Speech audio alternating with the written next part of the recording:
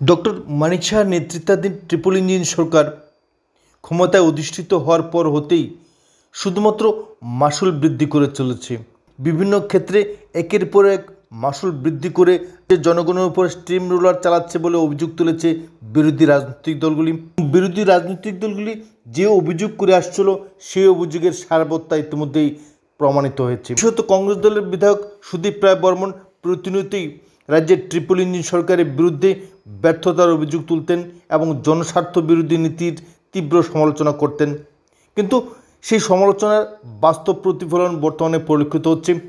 Triple ইঞ্জিনের ফলে কেন্দ্রের কাছ থেকে প্রভূত পরিমাণে অর্থ আসলেও এবার সেই অর্থ কোথায় যাচ্ছে তা নিয়ে প্রশ্ন দেখা দিয়েছে।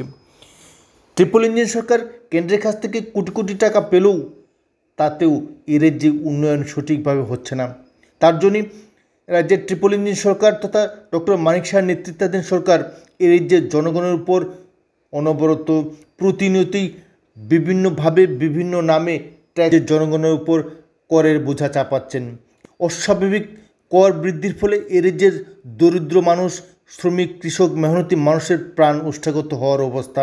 যেখানে রাজ্যের 70% লোক দারিদ্র্য সীমার নিচে বসবাস করছে, যেখানে বেশিরভাগ মানুষ কৃষক, সাধারণ শ্রমিক, ক্ষুদ্র ব্যবসায়ী, ঠিক সেই পরিস্থিতিতে সেই অবস্থায় রাজ্য সরকার আবারও নতুন করে বিদ্যুৎ ক্ষেত্রে যে বিশাল মাসুল বৃদ্ধি করেছে, হাজারো রকমের ট্যাক্স চাপানো হয়েছে মানুষের ঘাড়ে, তাতে এর যে মানুষ বিজেপির পক্ষে আছে তা নিয়ে নতুন করে ভাবনা চিন্তার সময় এসেছে। মন্ত্রী রতনলাল নাথ একতরফাভাবে বিদ্যুতের মাসুল বৃদ্ধি ঘটিয়েছেন।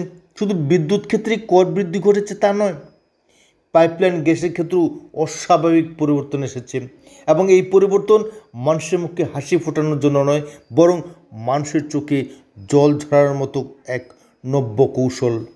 একদিকে যখন বিদ্যুতের মাসুল বৃদ্ধি হচ্ছে, পাইপলাইন গ্যাসের অস্বাভাবিক মূল্যবৃদ্ধি করছে, ঠিক তখন মরার উপর খাড়া ঘাত চাপিয়েছে আগরতলা পুর নিগম।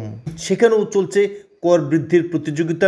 বিজেপি পরিচালিত আগরতলা পুর নিগমের পক্ষ থেকেও জল কর বৃদ্ধি ঘটানো হয়েছে। ইতিমধ্যে সারা রাজ্যে ব্যাপক প্রতিবাদ প্রতিরোধ গড়ে উঠেছে।